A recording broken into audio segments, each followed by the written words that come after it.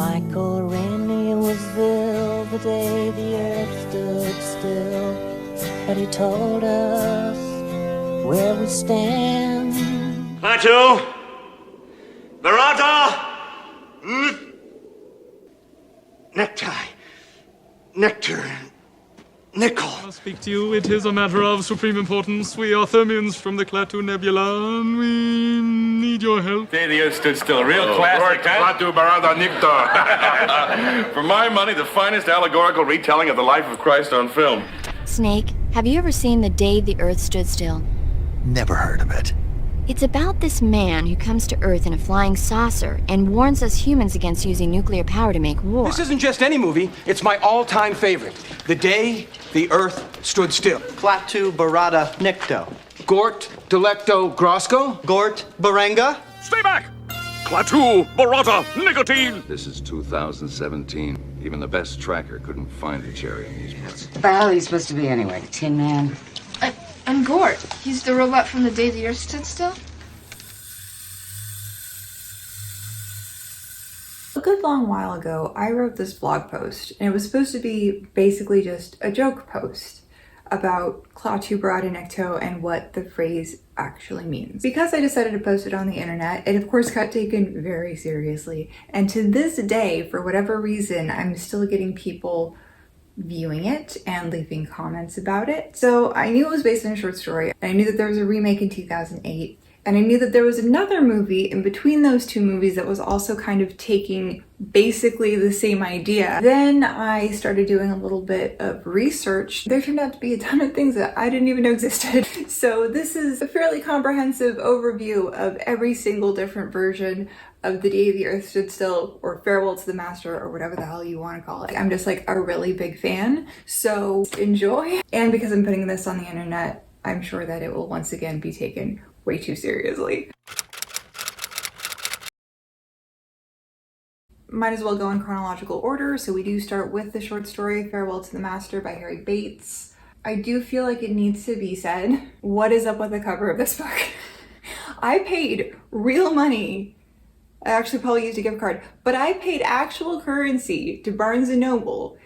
And granted, it was only like $5, but still, like, look at this. Look at how bad the quality of the lettering is on this. And where in the pixel art did they find this dude? Like, what is that? And who are you? Still, I do have to give credit where it's due. Some of these versions of the story I did find because this is like an annotated version. They like talked about them in there. There's nothing on the spine even. Like, anyway, the short story was published in Astounding Science Fiction in October of 1940. So this is, you know, we're going way back. The movie's 51. We're over a decade away from that. This story follows a guy named Cliff Sutherland. He had been the only freelance picture reporter on the Capitol grounds when the visitors from the unknown had arrived, and had obtained the first professional shots of the ship. He doesn't do a ton in the story, and he's kind of, just check my notes here. Oh yeah, he's an idiot, and kind of keeps forgetting what his job is and how to do it over the course of the story. But we'll get there. Harry Bates decides to spend a lot of time focusing on what the spaceship that the alien, whose name is Klaatu, and his robot come down in. And the robot is named Gnut. Yeah, no, his name's actually Gnut in this version of the story. That's actually a really interesting element. The name of the robot keeps changing, so that'll be a fun thing to track as we go. Klaatu has this spaceship that kind of just materializes and dematerializes, and the robot who he's brought with him is 8 feet tall.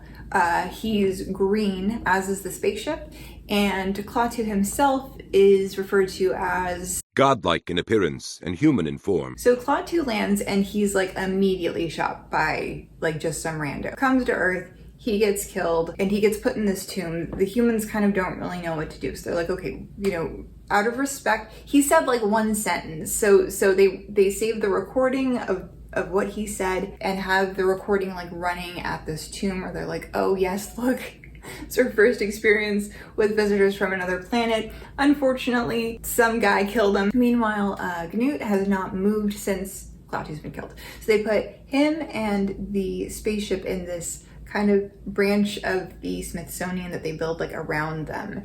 And there's this lecture that's being read by a guy named Stillwell. So a lot of the background information is kind of given to us by Cliff visiting this exhibit at the Smithsonian and hearing the recording. So Cliff gets what he thinks is this really bright idea. He's like, okay, people are obsessed with this like robot guy, right? And he doesn't ever seem to move. What if I night at the museum this and I stay overnight just to like see if like he's actually moving when people aren't around? So he does this. He sneaks in after they've closed and kind of sets up camp with the robot, and the robot does start moving around. And there are other weird things happening, like Cliff hears a mockingbird and there aren't supposed to be any mockingbirds in the area. Why is there a mockingbird here? And then the mockingbird dies, and he wonders if that has anything to do with the robot, because then the robot goes and he takes the mockingbird and he goes back on the ship with it. And the next night, because Cliff has to stay over multiple nights because he keeps forgetting to take pictures because again he's bad at his job. So the next night Knut goes on to the spaceship, and a few minutes later a gorilla appears. Like, it doesn't just appear, but like it comes out of the spaceship. And so Knut goes back out, and then he ends up like in this cage match where he's fighting the gorilla, and then the gorilla ends up just like dropping dead in the middle of the fight, and Knut takes the gorilla back on the spaceship. And then the night after that, Stillwell, or a guy who at least has the voice of Stillwell, comes running out like horrified because like what the heck's going on, and then he just drops dead. And at this point Cliff decides, okay, I'm gonna go out on a limb and reveal myself to this robot and hope he doesn't murder me. So he does. He's trying to explain to Knut like, hey look, this guy's dead. Just no response, absolutely no reaction. He's given him this look. And then another Stillwell comes out of the spaceship, also drops dead a few minutes later. Is the robot actually murdering people? Like, what's going on? And instead of taking the Stillwells back onto the ship like he's been doing, he lays out all of the victims. He lays out the mockingbird next to the gorilla, next to Stillwell 1, next to Stillwell 2, just like all like lined up. At this point, the police decide they're gonna come and check it out. And he's like, look, I've seen the robot moving, I've seen all of this happening. But again, he keeps forgetting like to take pictures, but all the same, yeah, because he was there, they've decided, okay, you're gonna be our news representative. So he gives this like televised interview before the police come and take him for questioning, because yeah. But then they're actually like examining the bodies and they can't come up with like a cause of death. Then they go to Stillwell's house to see if they can get any clues there, and Stillwell's alive. So the other Stillwells, they're copies, they're not the real guy. But still, it seems like maybe the robot's dangerous. So like, just to be on the safe side, they decide that they're gonna like enclose him in like this glass casing, which doesn't really work. While like they're on television, Knut just like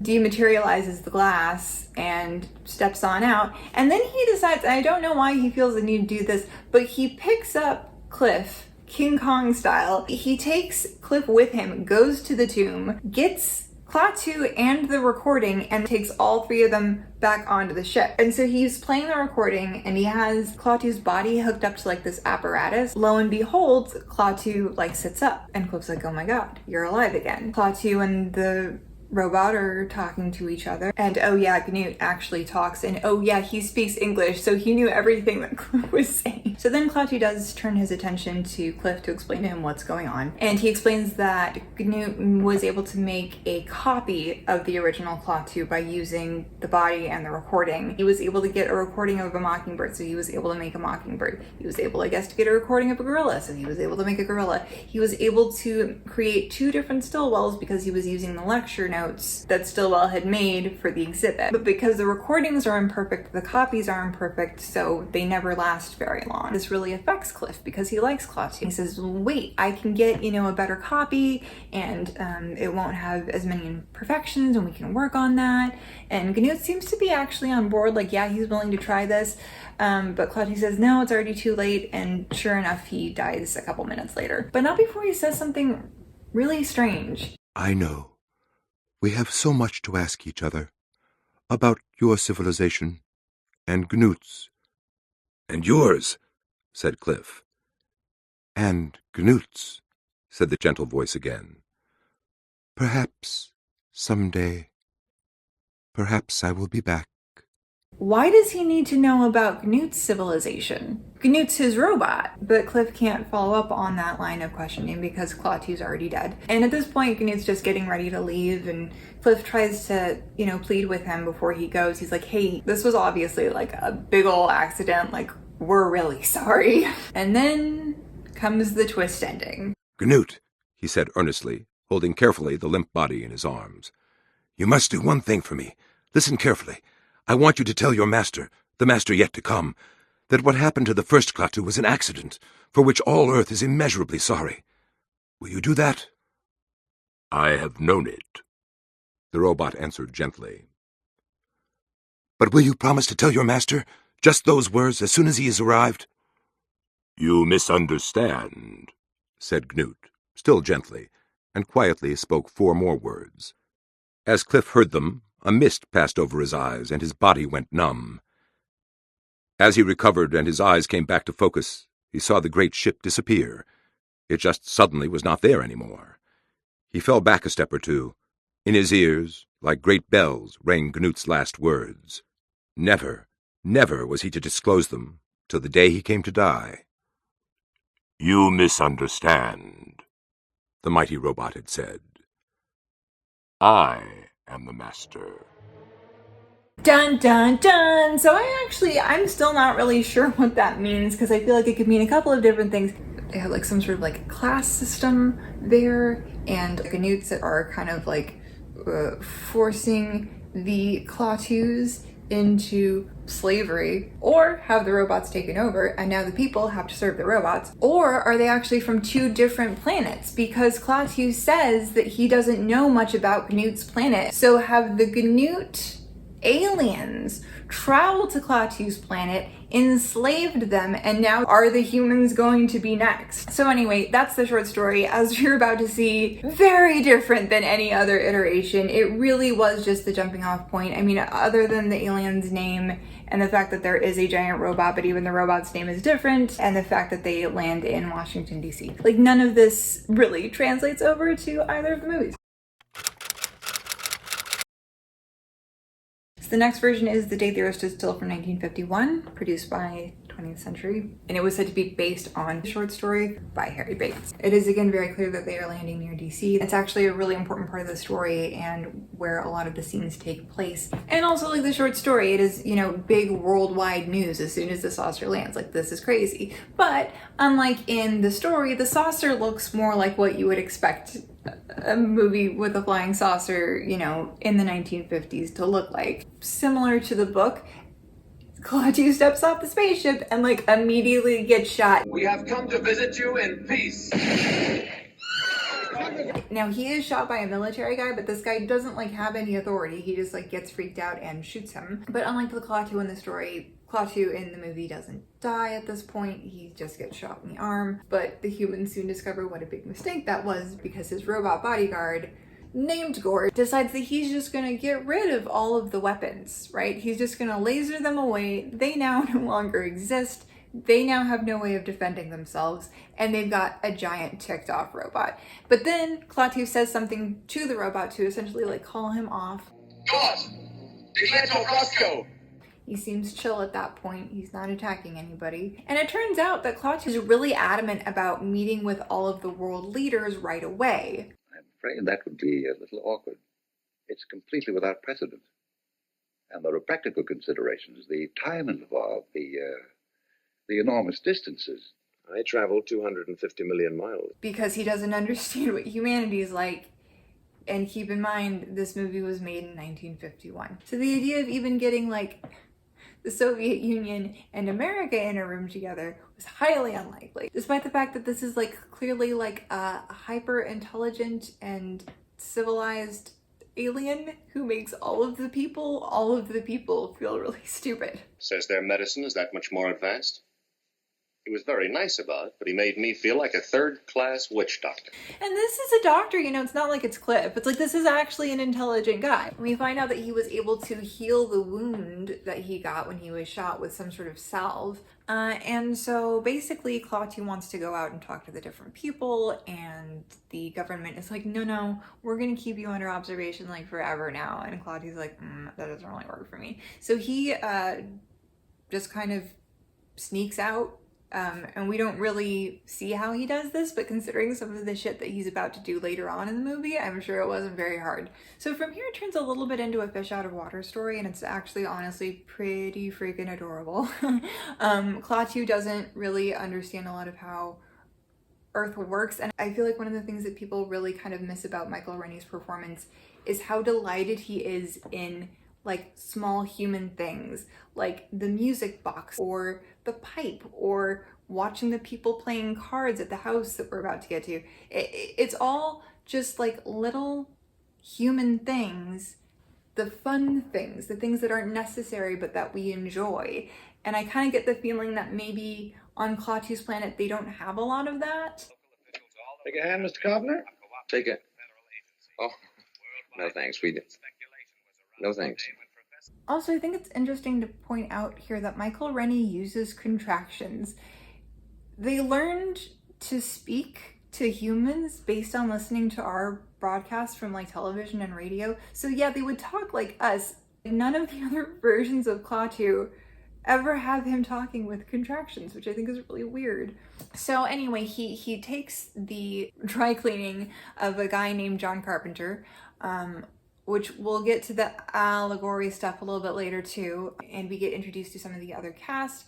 Bobby, who's going to be kind of like Klaatu's bestie for the rest of the movie. We also get introduced to Helen. She's arguably the most important character in the movie, but again, we'll, you know, also kind of get to that later on. And we're also introduced to her, well, we're just going to call him Terrible Fiance because I think that that's a better name for what and who he is. So despite the fact that this strange man has just showed up, Bobby wants to go out the next day, and Helen wants to go on a date with Terrible Fiance, or rather Terrible Fiance says, hey, how about let's go on a date and you leave your son with like this strange guy who we don't know. So they all agree to that, and Bobby decides to take Klaatu kind of like sightseeing. Klaatu, you know, admits he's from out of town, and Bobby's like, oh, okay, there's some stuff that you have to see. And one of the most interesting places that Bobby takes him to is the cemetery where Bobby's father is buried. Bobby is son of a single mother whose dad died in the war. And if ever there was a thing that I think would make Klaatu give up on humanity, it would be seeing, you know, a cemetery from a war. It's like, well, all these people just want to kill each other anyway, so maybe we should let them. But because Bobby is his tour guide through this, he also gets to see how much import this has to him, how important his father was to him. On their day out, Klaatu also says, hey, like, what do you want to do for fun? Like, what about like movies? You want to go to see a movie? And Bobby's like, yeah, that would be really fun. You know, I think I have enough money to get us a couple of tickets. And Klaatu says, no, I don't want you to spend your money. You know, I want to take you to the movies. So instead, he offers him a trade. Do you think they'd accept these? Would you give me your $2 for 2 of these? Well, sure. And he also goes to see the Lincoln Memorial, which really affects him. He believes that the words that, you know, are written there are great words and that Lincoln was a great man. And he has another idea. He's like, okay, so maybe I can't get all of the great leaders to meet with me, but maybe I can get a group of the world's greatest thinkers. And maybe, you know, that can do just as much good as getting the people who are in charge could do. The greatest philosopher. The greatest thinker. Also Barnhart, I guess. So they go to Barnhart's, and again, he's able to just kind of unlock the door and let himself in. But of course, Barnhart's not home, so he leaves a note for him in a very Klaatu kind of way, and he and Bobby go home. And while they're home, these like Men in Black looking motherfuckers roll up, and they're like, oh, we're here to take John Carpenter. So they drag him away, and Helen's like, who the hell did I just leave my son with all day? But the scary looking guys were actually just taking Klaatu to Barnhart's, and Barnhart has a feeling that he already knows who Klaatu is, and so he's the first person that Klaatu reveals himself to. He's like, yeah, I'm an alien. And for the first time ever, we actually see Klaatu get a little bit angry here. Must I take drastic action in order to get a hearing? What sort of action do you mean? Violent action, since that seems to be the only thing your people understand. Leveling New York City, perhaps? Or sinking the Rock of Gibraltar? What is the alternative? I'm afraid there is no alternative. In such a case, the planet Earth would have to be eliminated. Maybe a little demonstration.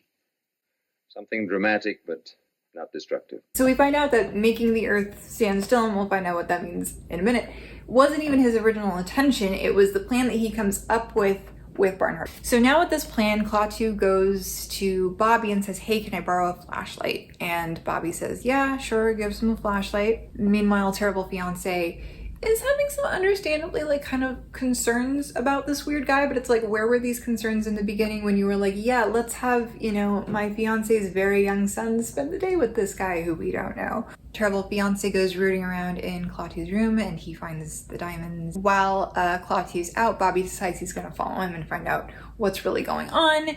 Klaatu uses the flashlight to communicate with him. It looks like he's maybe using kind of Morse code or something to tell him to knock the guards out. Then once the guards are out of the way, Klaatu's able to go onto the ship and he's doing something. I think he's communicating with his home planet saying hey, this is what we want to try. Can we pull this off? Bobby at this point's pretty sure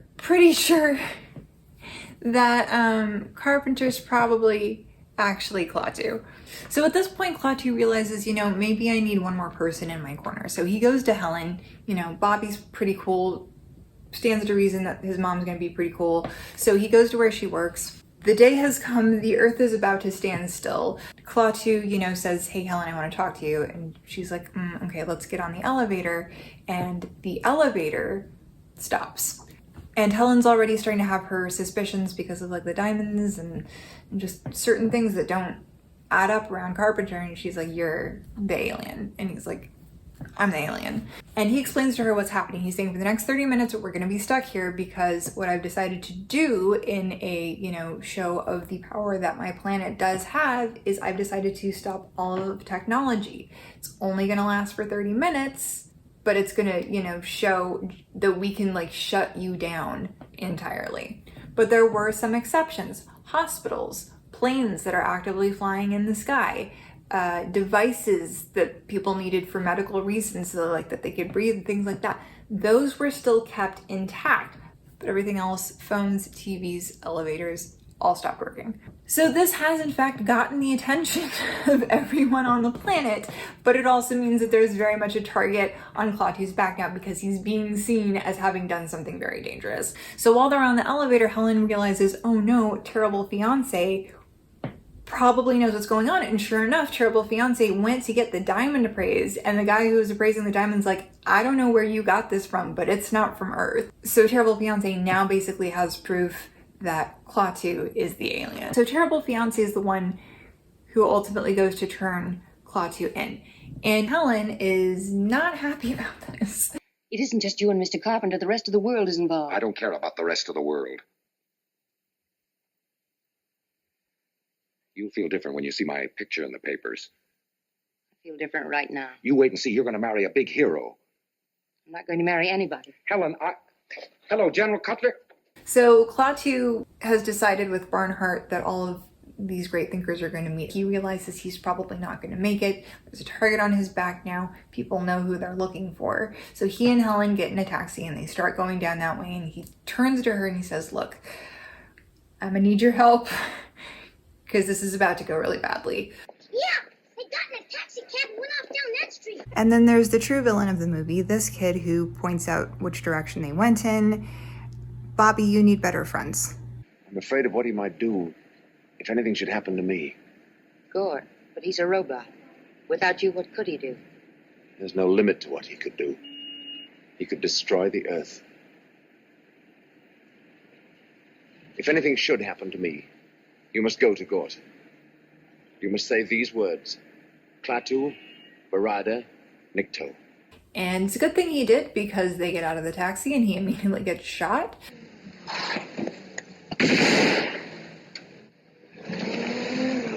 So Helen goes to where Gort is, and she has to have her damsel in distress moment. I mean, look, it's on the poster. I don't know who this blonde woman is, but like, it's even on the poster, you know? So they had to have the B-movie lady screaming moment, but then she pulls herself together to be the heroine of the film, and she delivers the iconic line, Gort, Latu, Barada, Nikto.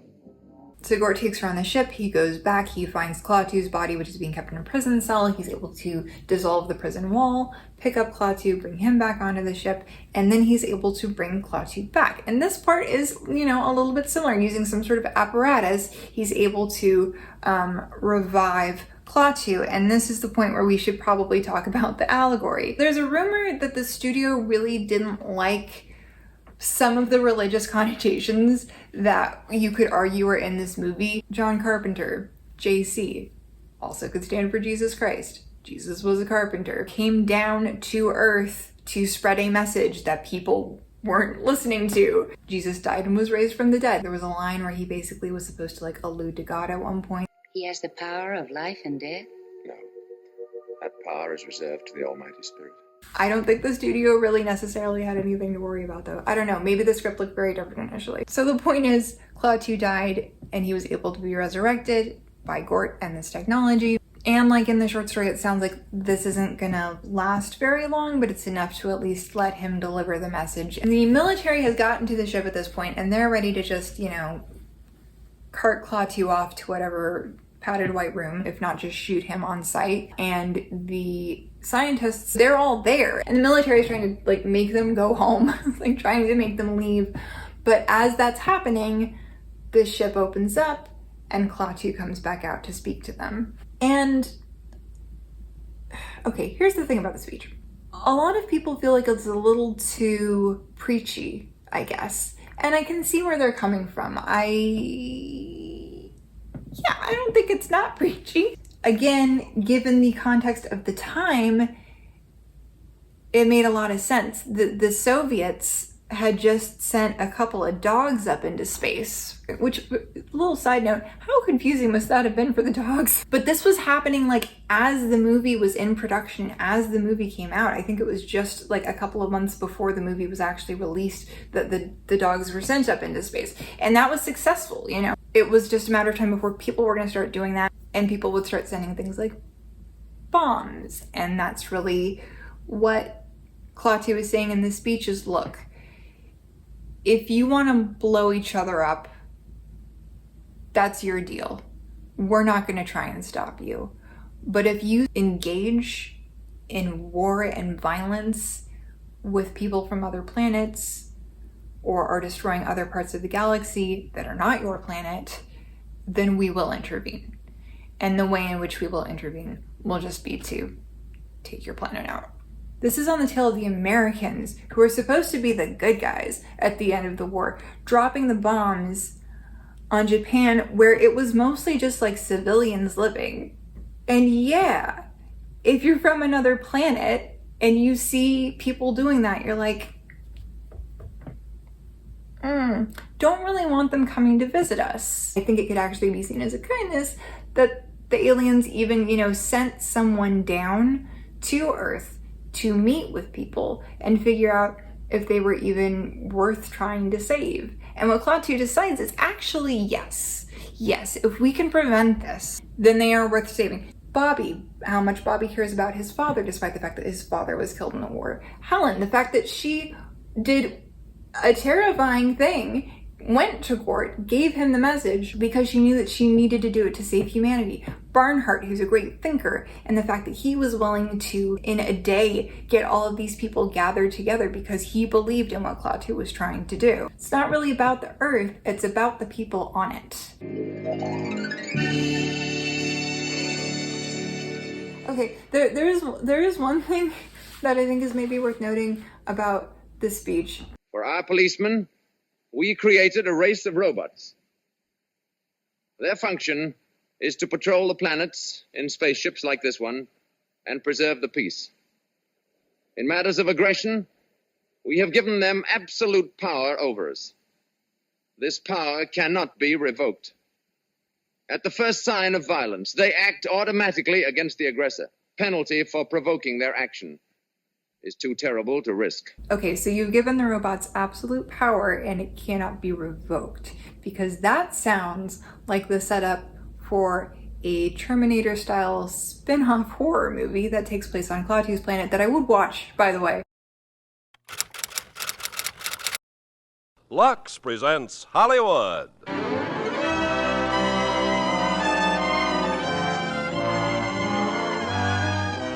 A few years later, in 1954, there was a bit of a Day the Earth Stood Still renaissance, and there were actually two adaptations, technically, that both came out in that same year. The first one was a radio program. The radio show was called Lux Radio Theater, which at this point in time was taking movies and adapting them into hour-long broadcasts. This was actually a pretty cool production. You know, they were able to get Michael Rennie back to play Klaatu. The door will be locked.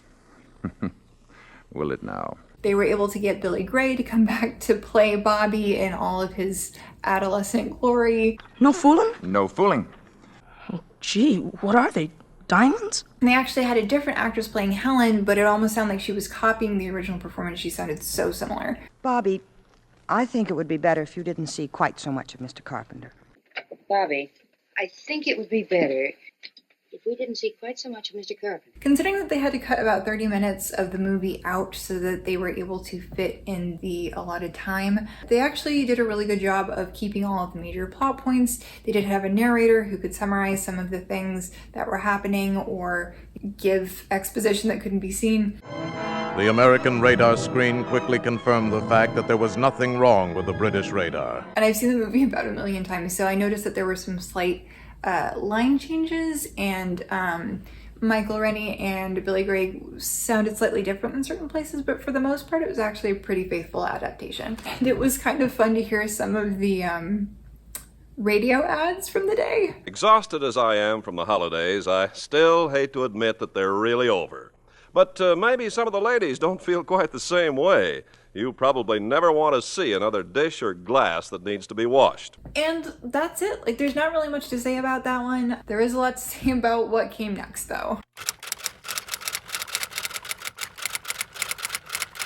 So this next movie did technically come out in 1954, but it came out December 31st, so it just like really barely made the cutoff, but it was technically the same year. And it actually has 3 different names. I think it was because they were trying to not get in trouble, because it was basically The Day the Earth Stood Still, but like they didn't have the rights to be remaking The Day the Earth Stood Still. Also, it was only 3 years later. Why are you remaking The Day the Earth Stood Still? Anyway, the point is this movie had a myriad of names. One of them was Stranger from Venus, another was Immediate Disaster, and then the third, The Venusian. Stranger from Venus seems to be the most popular title for it, but depending on where you were, you might have seen it marketed as any of those 3 movies. So one of the biggest changes is the location. This one takes place in the British countryside. It's very likely that that was a budget constraint. If you don't have that 20th century money, you're not going to be able to be shooting in DC. And I feel like I should maybe note here, I have nothing against like smaller movies, independent movies. Some of my absolute favorite films that have ever been made have been small independent films.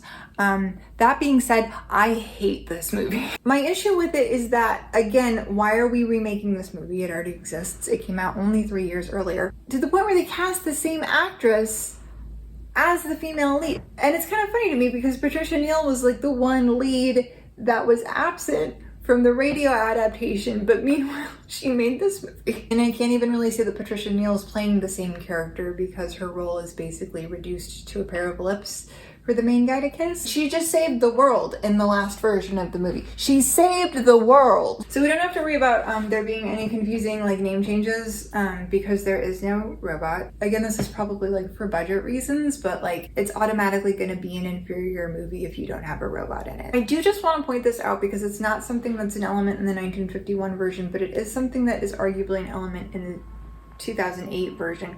This idea that there's this sort of like sound affliction that's affecting people. And Patricia Neal does get top billing, despite, again, basically just being the love interest, because, like, yeah, again, this would have been a pretty big pull for the movie. And while I actually really like this shot that introduces his character, like, this is, you know, it's a nice shot. Like, I'm probably just nitpicking, but, like, what is this framing? What are these shots? What are you doing? And as much as I like that shot of the stranger being introduced, it's like, why are they acting this way? In The Day the Earth Stood Still, they had just been listening to a broadcast about an alien. These people have no reason to be suspicious of a stranger walking into a bar. Anyway, yes, we see Patricia Neal, she gets into a car accident. And then there's like further weirdness because, like, for no reason, the stranger walks in, the doctor starts doing a checkup on him. You do this for everyone who comes in the pub, and he realizes that he doesn't have a pulse, right? The stranger just straight up tells everyone, yeah, I'm an alien. I have come from another planet. A planet you call Venus. We also meet Susan properly, who is Patricia Neal's character, and again, her fiance. We'll call him by his name in this. It's Walker. I actually would argue he's not as bad. I could see where people might want to debate me on that, but like we'll get there. And Walker actually works for the government, and since the stranger has been very open with who he is, Walker calls in the big guns, and they, you know, cordon off the town. And again, like, I get, like, it's a small town, the pub is the communal spot, it's like Cheers, you know? Except that there are people, like, at all times of day and night just, like, showing up at this place. Again, if they all lived there, that would make sense. But they don't. The exceptions to this, because two people do live there, are the proprietor and his still young but not as young as Bobby daughter, who's I think kind of supposed to be the Bobby role to a certain extent. Her name is Gretchen. They both live above the bar, which leads to like this uncomfortable feeling interaction. I'm sorry, Gretchen. Where's your father?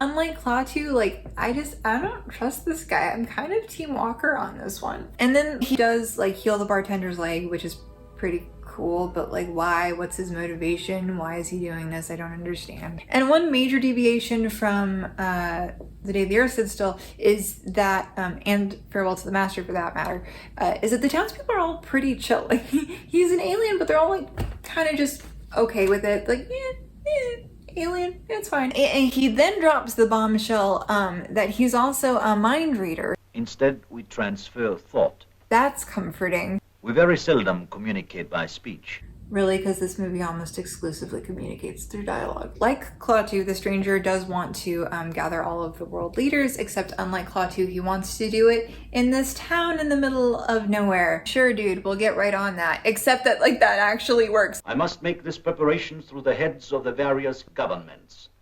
You want to meet representatives of all nations? Yes. At one time? Yes. Within 2 days? That is possible. It wouldn't be easy. The urgency of the situation demands the effort. We know what you want. Leave it to us to get things started. And Susan, for her part, just goes ahead and, you know, cheats on her boyfriend. You know? She just goes ahead and does that. Walker does cause a lot of the problems at the end of the movie, but he's nowhere near as awful as Bad Fiancé. And maybe just don't cheat. And then there are some scenes where just, like, nothing happens. It's like they remember the scene from The Day the Earth Stood Still where they were playing cards, but they didn't understand the purpose of that scene. So they just have them sitting in a room playing cards, and they filmed it, and nothing's happening. Like, why is this here? Why is this here? Why is this old man playing with magnets? Are you afraid of him?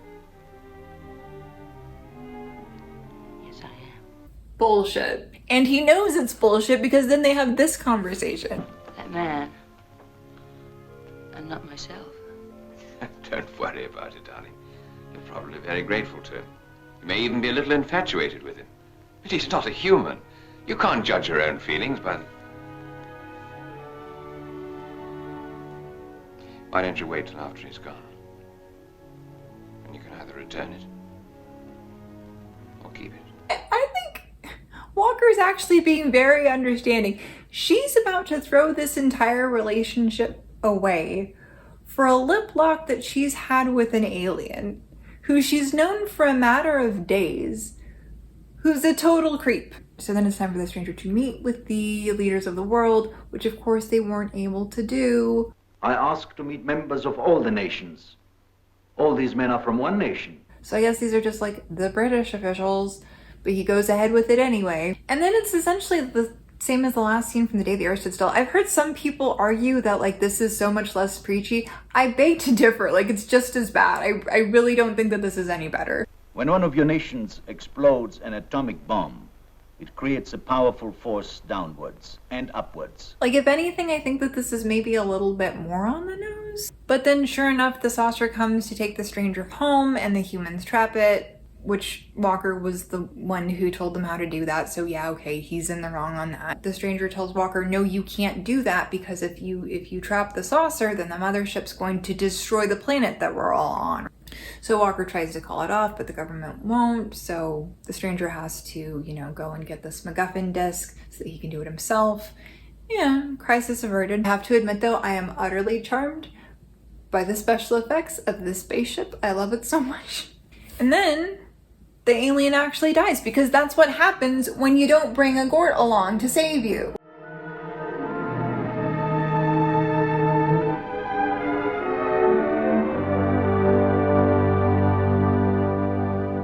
I do not feel bad that you're dead. Like, you're boring and you kissed female lead and you don't even have a giant robot. Like, what's the point of you?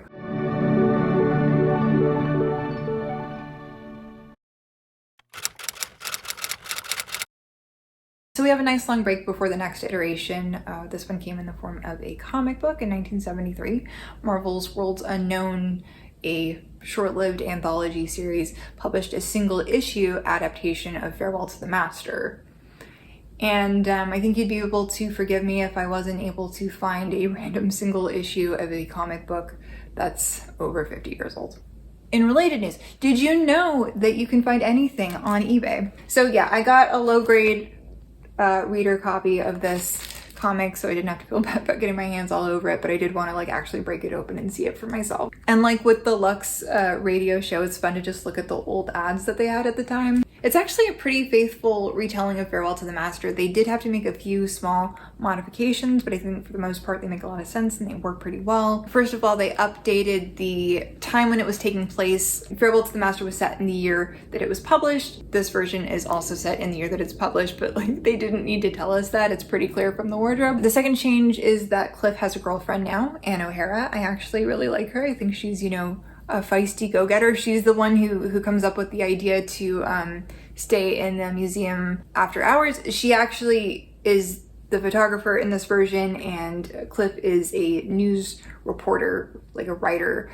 So they work together, and I think that she, mostly they have two characters that they can bounce the dialogue off of each other, but it works really well. They did it in a good way. The third thing is that they consolidated all of the nights where Gnut is making the copies of all of the different things.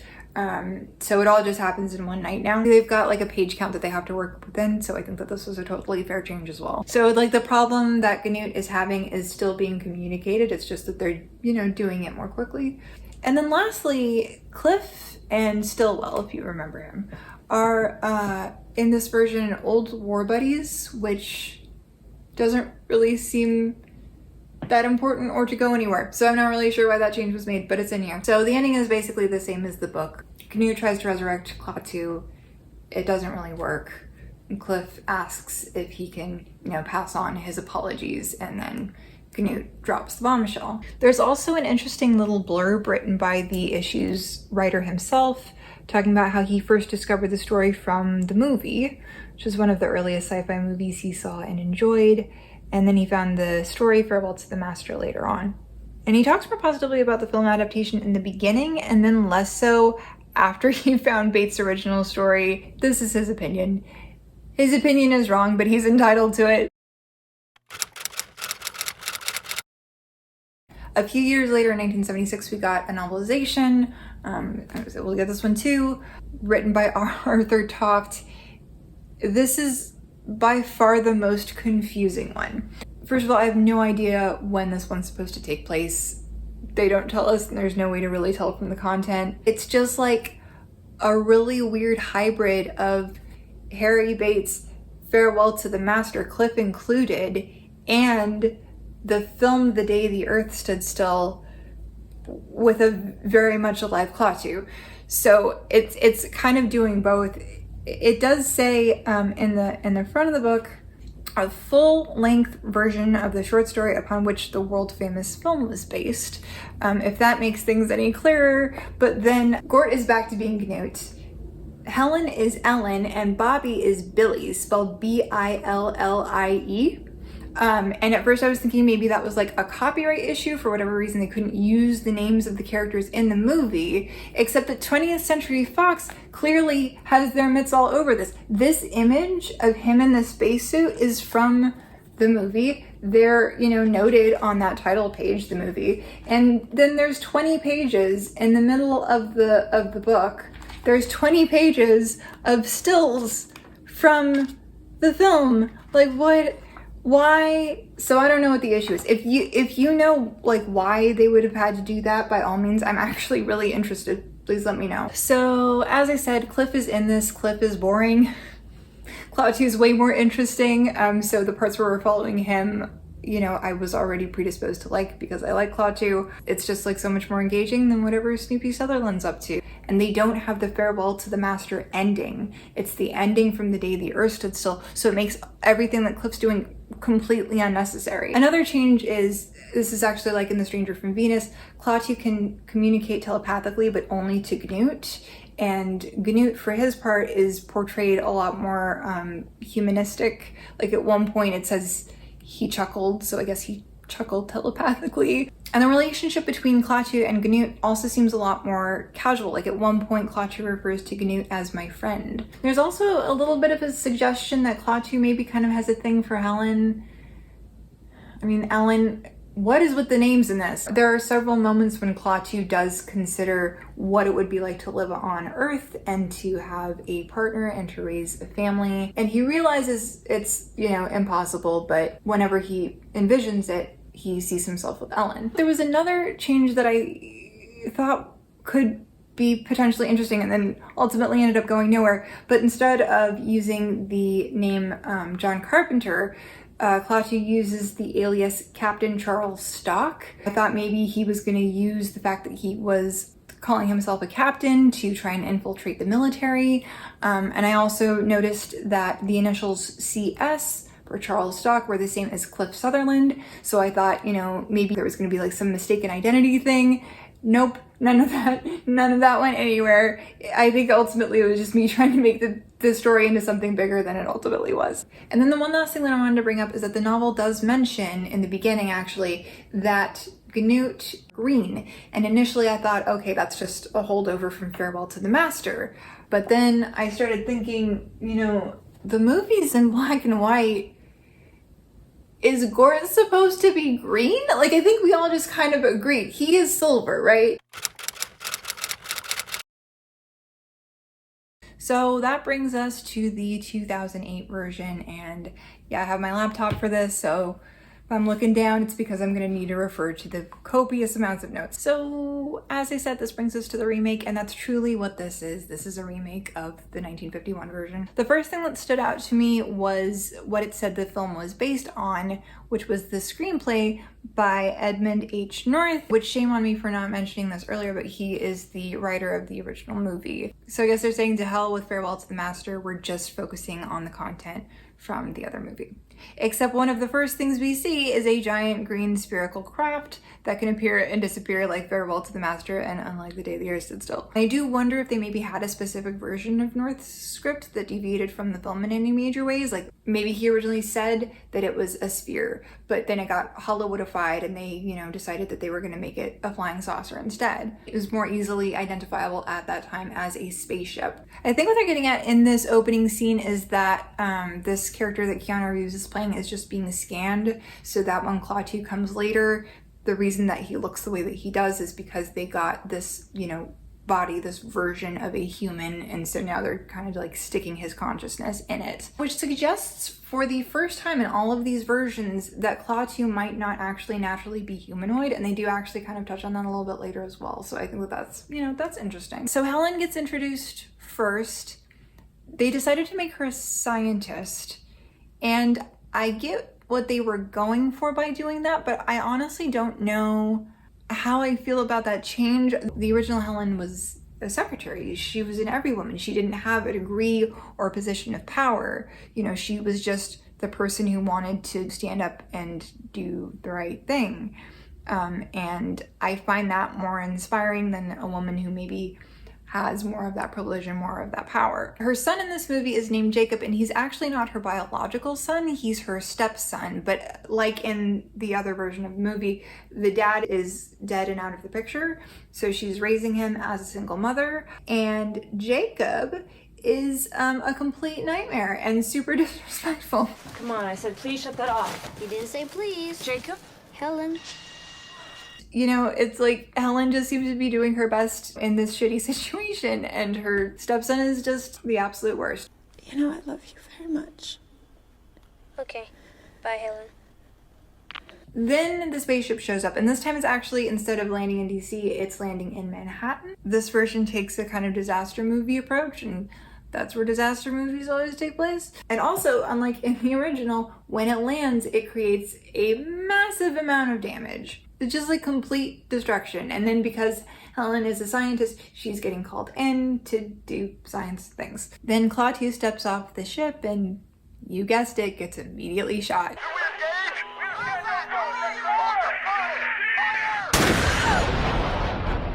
And then Gort, who's like impossibly massive in this version for some reason, steps off the ship himself. You can barely make out Klaatu saying, Klaatu Barada Nikto. And I have multiple problems with this. We don't know with 100% certainty what the phrase Klaatu Barada Nikto means. That's what that blog post that I was talking about at the beginning was all about. The interpretation that these filmmakers seem to be going with is that it's just how you call off the robot, like stop him from doing destruction. Saying that in the original sets everything from that point to the end in motion. It wasn't to stop the robot from attacking. Like, the one thing that we know is that, like, that's not what it means. Klaatu didn't know what Gort would do. He said if left unchecked, he could destroy the world. You know, it's only at that point, after Klaatu's been killed, that Gort from the original movie actually kills anybody. Those two soldiers, that's the entire kill count in the whole movie. Helen had to say Klaatu in the original movie because she's not Klaatu. She had to say that Klaatu was the one sending the message. Why would Klaatu, speaking about himself, say Klaatu? Why is he referring to himself in the third person? It doesn't make any sense. But anyway, now that they've gone off and almost killed Klaatu, they have to heal him. And when the surgeon goes to make the incision, they realize it's a second skin, which I think is a unique way to give an alien a spacesuit. That's not something that I can think of seeing, you know, really anywhere else. And there's like a partially formed Keanu Reeves fetus inside, which like also means that we really have no idea what these aliens look like. And then like as soon as he's awake, government lady Kathy Bates comes in and starts grilling him for information, which goes not great. Why have you come to our planet? Your planet? Yes. This is our planet. No, it is not. But since the scientists won't intentionally drug and interrogate him, Kathy Bates says they'll find someone who will, so Helen volunteers, but switches out the government-prepared solution with the saline solution. So Klaatu gets wheeled into this lie detector test, which does not go as planned, and we get to see just how much more powerful than the rest of us Klaatu actually is. And this is the other time we see that like kind of sonic disruption idea that they established in Stranger from Venus. Only other time that we see it, so that's kind of interesting. Unlike in the original version, Klaatu's escape here is not low-key. I don't really understand that. Like, he's trying to go undetected in the city, so, you know, why have the most extravagant jailbreak in history? Klaatu initially tries to go to the train station to catch a ride somewhere, but he realizes that his injury is still affecting him, and the only person that he thinks he can even, you know, try to trust is Helen. So he goes to her, and Helen agrees that she'll go with him, but she can't find someone to look after Jacob, so Jacob's coming too. She also tries to figure out if he's a friend or not, and all he'll respond with, I'm a friend to the Earth. and this is not the first movie that we've seen this in, but it's this idea where it's like, yeah, he's not saying he's a friend to the humans on it, but all the same Helen decides, you know, she's gonna, you know, trust him and try and help him. Meanwhile, Gort is just fucking up the army. Arguably, this is all in self-defense, but he's just like killing everybody. Which brings us to the McDonald's product placement portion of the program. And this is actually a really cool addition to the story, where we find out that Klaatu isn't the first that like his species has sent. There was already someone here who was doing recon. The other alien, honestly, I think is way cooler than this version of Klaatu. He's fallen in love with humanity and he sees Earth as his home. And I do think that, you know, if the original Klaatu had never left Earth, I think he would be like this character. And when Klaatu says it's time to leave, he refuses. I'm staying. Why the fuck couldn't this guy have been the main character? Helen obviously knows who Klaatu is. Jacob is suspicious of who Klaatu is. And then Klaatu asks them to drive him into the woods, which they do. And while he's there, he's checking on another sphere that landed. And it turns out, you know, we as the audience are finding out that the government is finding out that these spheres have actually landed all over the world. And that's the point at which they figure out what they are. They're arcs. Like Noah's Ark arcs. So Helen now understandably wants some answers from Klaatu before she agrees to keep helping him. Before that can be resolved, a cop somehow finds them in the middle of the woods and Klaatu just straight up kills him. You know, but then he resurrects him, so I guess that makes it okay. In an attempt to convince Klaatu that humanity is worth saving, Helen decides that she's going to take Klaatu to Professor Bernhardt. Great. Story's back on track. I know this part. Very exciting. We even get something kind of akin to Klaatu's appreciation of the music box in this scene. Spa. It's beautiful. It's also here that I must reveal to you that Gort in this movie is not actually named Gort. The robot does not have a name, and Gort is the shorthand that the government uses to refer to him. We're calling it GORT, Genetically Organized Robotic Technology. The military and their acronyms. Fuck you. You say we're on the brink of destruction, and you're right. But it's only on the brink that people find the will to change. Only at the precipice do we evolve. So anyway, it looks like Bernhardt's actually getting through to Klaatu and might be able to convince him to help them when fucking Jacob comes in and ruins everything. By calling in the goddamn Marines or whoever these people are supposed to be. Now they're here, they've arrived in their like little helicopter, so Klaatu runs off while Jacob tries to flag them down. Then they snag Helen and Klaatu's like, fuck this, you're all dead.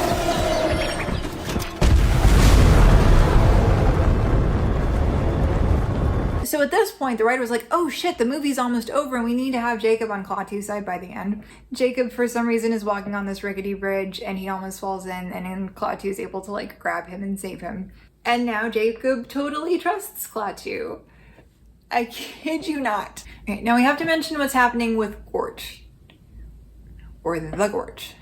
So stupid. He's busted out of his restraints and turned into a million tiny destructive bug creatures, as you do, and takes out the entire facility, the tanks, and the soldiers. So since the world is ending, the government decides that they're gonna let Helen go and spend her last moments with her asshole of a stepson. So John Hamm, oh yeah, John Hamm's in this movie, drives her to their meeting place, which happens to be the cemetery where Jacob's dead dad is buried.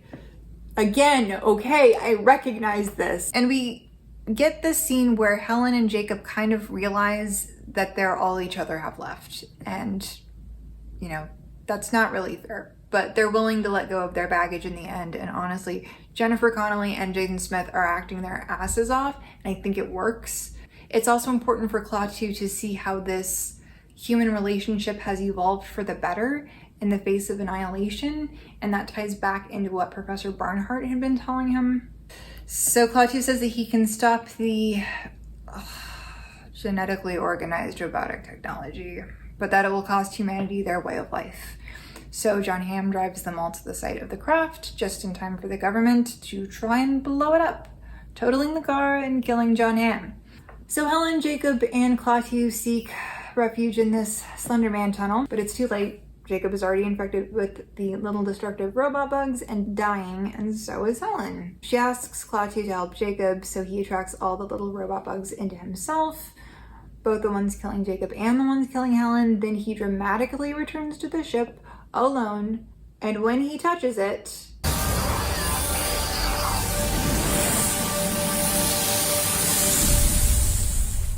I do have another quick question. Why didn't you just say Klaatu brought a Nikto again? But okay, maybe like it was too late or whatever, and like now he needs to like shut it down manually. But it's just like that would have been when you say the line. But like that's giving you a lot of credit. Like I'm filling in your plot holes for you. Like the failsafe is the phrase. And then at long last the title finally happens and all technology is wiped off the map. But unlike in the first film, technology is wiped out for good. Then Klaatu's ship leaves, but they also kind of suggest that Klaatu's human body was collateral damage and his alien entity survived and is returning home. And that's the end. So the first time I saw this movie in the theaters, and the second time and the third time, you know, I thought it was good. You know, it's nowhere near the original, but it's good enough. And as time went on, you know, I realized that I think the biggest flaw that this movie ultimately has is just that it's kind of forgettable. Like I keep forgetting that this movie exists. And honestly, like when I say The Day the Earth Stood Still, this is what's in my brain. And I keep forgetting, oh yeah, I need to sometimes differentiate that there was another version that came out in 2008, and that's not what I'm talking about. Because if I'm talking about it, that's not the version I'm talking about. Narratively, it has a different major problem. And this is actually the biggest deviation from the original. Klaatu is here to save the Earth and wipe out humanity. This is the opposite of what the 1951 Klaatu is trying to do. He's trying to save humanity before his planet decides that it's too dangerous and destroys the planet. He's not there to save the planet at all. He's there to save the people on it. And to be honest, the idea that Klaatu's there to save the planet, like that's kind of confusing too, because then why are they sending arcs down to take, you know, everyone other than the people, all of the different species up into space? If you're preserving the Earth, except for the people and the things that the people made, then why do you need to send arcs? Why are you doing Noah shit?